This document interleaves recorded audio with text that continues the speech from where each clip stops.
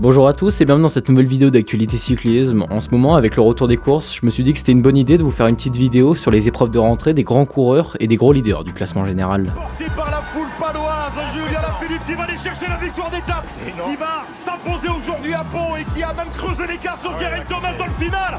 Regardez l'avance d'Alaphilippe, 14 secondes d'avance.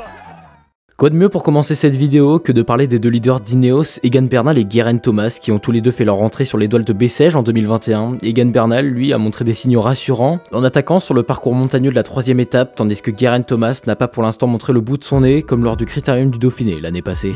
Du côté de la formation Groupama FDJ, le champion de France Arnaud Démare devrait reprendre sa saison sur le Tour de la Provence avant de s'aligner sur Kuurne-Bruxelles-Kuurne et Paris-Nice. Thibaut Pinot lui reviendra plus tard, le 27 février, sur la Drôme Classique, puis sur Tirreno Adriatico, avant, on le sait, de revenir sur le Giro d'Italia.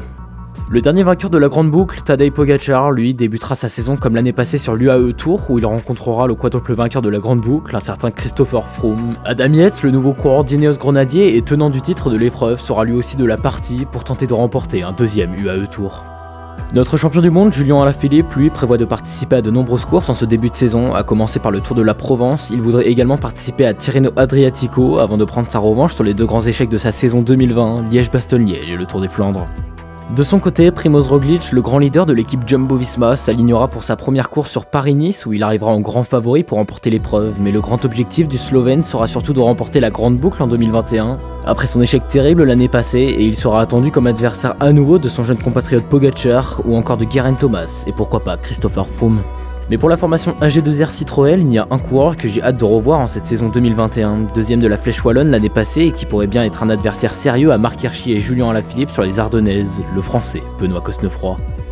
Pour rester chez AG2R, le duo de Belges extrêmement prometteurs, Oliver Neijsen et Greg Van Avermaet, ont déjà repris leur saison sur l'étoile de Bessèges et suivront pratiquement le même programme tout au long de la saison. Ils pourraient bien faire trembler leurs adversaires sur de nombreuses classiques flandriennes, et pourquoi pas ajouter à leur palmarès si la forme est là, Paris-Roubaix et le Tour des Flandres.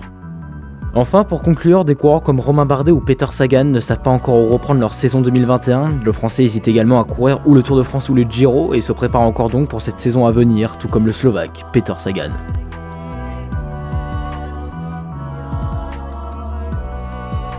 Et sur ce, j'espère vraiment que j'ai pu vous apprendre quelques petites choses sur la rentrée des leaders du classement général et des grands coureurs pour cette saison 2021.